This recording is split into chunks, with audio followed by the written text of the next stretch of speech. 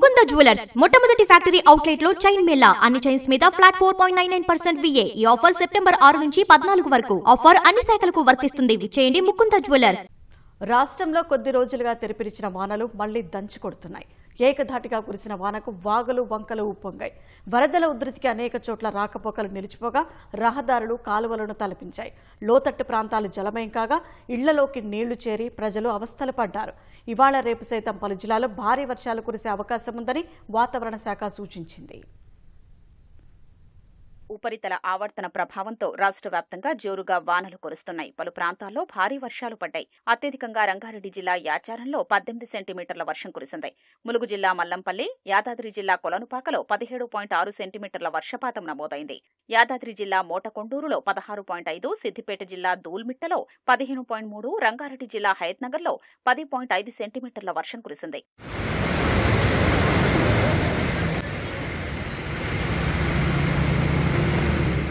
ఉమ్మడి నల్గొండ జిల్లాలో జోరుగా వర్షాలు పడుతున్నాయి. భువనగిరి చిట్యాల ప్రధాన రహదారిపై నాగిరెడ్డిపల్లి లో లెవెల్ వంతెనపై వరద కాలువ ఉధృతంగా ప్రవహిస్తోంది.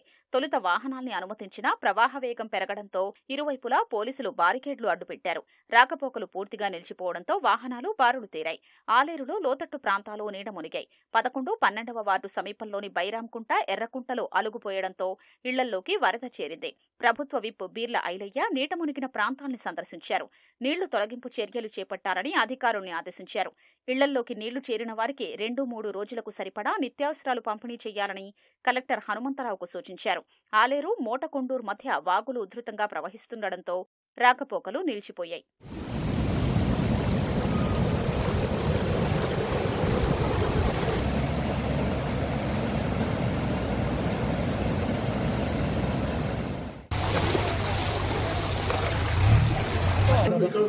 ఇంత ఘోరం అబ్బాయి.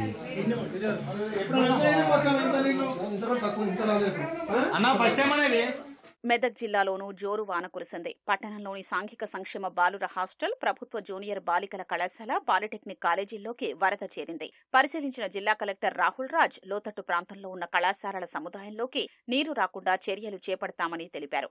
సిద్దిపేట జిల్లా హుస్నాబాద్లో ఉరుములు మెరుపులతో భారీ వర్షం కురిసింది. ప్రధాన రహదారులు జలమయం కాగా మల్లెచెట్టు చౌరస్తా, అంబేద్కర్ చౌరస్తాలో చిన్నపాటి నీటి కుంటల్ని తలపించాయి. కరీంనగర్ జిల్లా హుజూరాబాద్లో వాన దంచికొట్టింది. డీసీఎంఎస్ కాంప్లెక్స్లోని పలు దుకాణాల్లోకి వర్షపు నీరు చేరింది. పలు ఇళ్లల్లోకి వరద చేరడంతో స్థానికులు ఇబ్బందులు పడ్డారు. గ్యాస్ గోదాం ఏరియాలోని జ్యూట్ బ్యాగ్ల తయారీ కేంద్రంలో 2 టన్నుల ముడి సరుకు తడిసిపోయింది.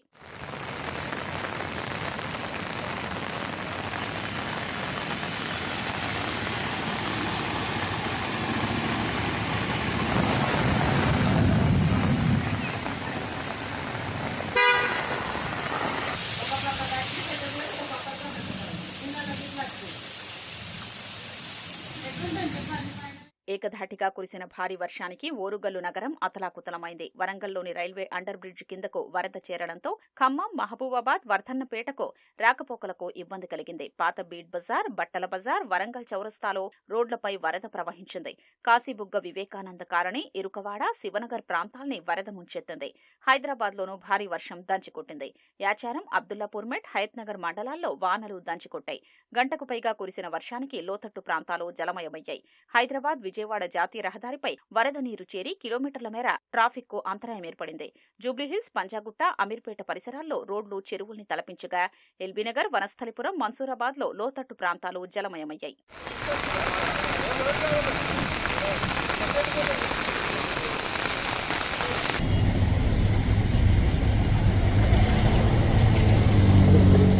బంగాళాఖాతంలోని ఉపరితల ఆవర్తన ప్రభావంతో పలు జిల్లాల్లో ఇవాళ రేపు భారీ వర్షాలు కురిసే అవకాశం ఉందని వాతావరణ శాఖ తెలిపింది.